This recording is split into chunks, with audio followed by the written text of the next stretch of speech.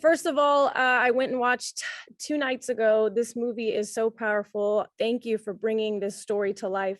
I had no idea about it, and I'm sure that's the same for a lot of people.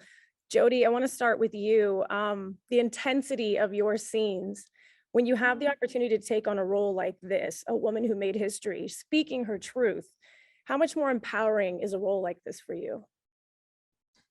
Oh my God. I mean, it's such an incredible opportunity. I really just wanted to do her justice. I feel, when you know what she did in the time in which she was living, you realize how remarkable she was. And I felt incredibly empowered when playing her. And yeah, I just love the opportunity to give this woman a voice and to work with Matt and Ben and Nicole and yeah, hopefully really shine a light on her experience and give her the opportunity to tell it, because when doing the research, there was so much information about the duel and about the men who were involved in the duel, and like the tiniest snippet of detail about her. So then it was great to be able to really collaborate with the team on that and really try and get a sense of who she may have been. Oh, absolutely. And Nicole, I mean, the Last Duel, obviously based, as you were saying, on actual events, Jodie. The writing is so good. The chapters, to not give anything away for people who haven't seen it yet, but the way you all set it up, very thought-provoking. When you have three sides to the story to really get to the truth, Nicole, how necessary was it and that format to make sure you got it done just right? Very necessary. I absolutely wanted to give her a voice, give her humanity, give her a personality. Again, in the books, it's just like rape and then all the men take over. But having such a wonderful actor and wonderful director, and I wanted to shine a light on her bravery and her maternal feelings, which are incredibly important. And I wanted people in the beginning of the movie to wonder why Jodie Comer took such a small part. So it's kind of a bait and switch, Right. which I love that, they came up with, Matt and Ben came up with that, with the style of the movie.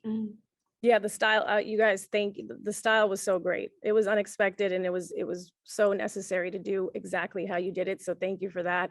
The costumes, that's always fun to get dressed up, to change it up. Matt on horseback, suits of armor. How heavy are these moments, and are you able to move? What's it like getting into a character? Yeah, they did a really good job, making it so that Adam and I could move around. I think the real ones, I mean, judging from the book that we based this on, the real suits of armor were really quite cumbersome, and the real duel was a lot less cinematic than the one we have in the movie. But kind of dictated by the weight of the armor. Yeah, absolutely. Like they would have been kind of two Michelin men, kind of tin cans banging into each other. But Ridley obviously is so visual. He kind of oversees all that stuff, and the look of his films is so specific and so obviously him. And so we had a great stunt coordinator, Rob Inch, who choreographed that whole duel, and basically it followed the same historical. The real duel went from horseback to the axes, to the swords, to the knives. Like it really followed that same trajectory. It just was made much more kind of visual and kind of cinematic. You know what else I really appreciate about the writing? It's such a perfect job, obviously getting the truth out there, the intensity, but the humor in the right spots. Ben, how tough was it for you, Matt, I'll say, when you had to take the knee for Ben? Obviously you guys as friends and this is your job, but did he ever let you live that down? Actually, he improvised something in that scene. Our characters hate each other. And it was I think one of the first things we did together on the movie. And when I knelt in front of him, I went to give my speech, "My Lord, I become your man," and he just interrupted me and goes, "Closer." That was an improv. That was direction. I just used it. Yeah, so that, and it made it into the movie. It's a nice moment, but it's just any chance that his character has to exert his power and authority over me, he just uses it. Because there is, like, as you say, you need to have, you can't just You know, it's that sort of old Mozart like drama and tension and release. You can't just, it's so painful and difficult aspects of this movie. And in order to experience them, I think as an audience, you have to have moments where you can kind of breathe. And the places that we found that had to do in this kind of absurdity of the way men compete with one another, you know, rooted in their pride and their vanity and get so obsessed. And that's something that we have experience with because Hollywood is not unlike the sort of feudal court system, you know, and we were able to find those analogies. So we found it fun. I mean, there's humor in the scene where Adam rides down and shows Matt the land he's inherited. And he's sort of bragging on it, and then he looks back and realizes that Matt's just, you know, really petty and jealous, and sort of changes the subject.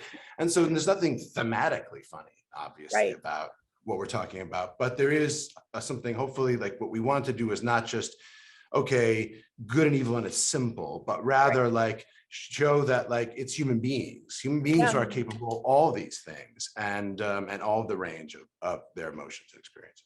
Yeah, no, definitely. That's, again, getting the point across, and this story told so well and so strong, but the humor, you kind of need those moments to just breathe for a second. This is a question that I went to the fans because they knew I was talking to y'all. First of all, Ben and Matt, really quickly. They know you've been friends for 41 years now. Can you believe it? Or am I adding the numbers right? That's like 10, 11 years. We've been really good friends for only about 6 months though. We wanted to know who made the move on who first to say, you're my friend. How did it come about? And when you all first met each other, when you were friends? I'm a little older, and he needed my protection when he got to high school.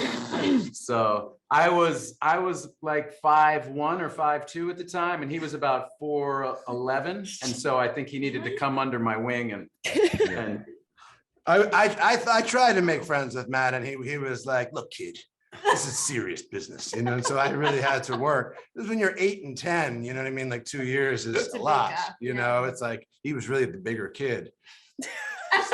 Sorry, Matt. I was the bigger kid, and I lorded that over him for quite some time, and then lived to regret it when he kept growing. I've got 30 seconds left, I think. And would you just say that this would be the ultimate why you're friends? I can't see it. What is it? I'm You sure guys- it is. It's at the game with the I'm with stupid shirt on. Oh yeah, yeah. What that Without a describes doubt. is That that was, you yeah. guys- Well, that's my life. Jodie, Nicole, Ben, Matt, thank you so much again. I love that film so much, and thank you for bringing the story to light. Thank you. Thank you. Thanks a lot.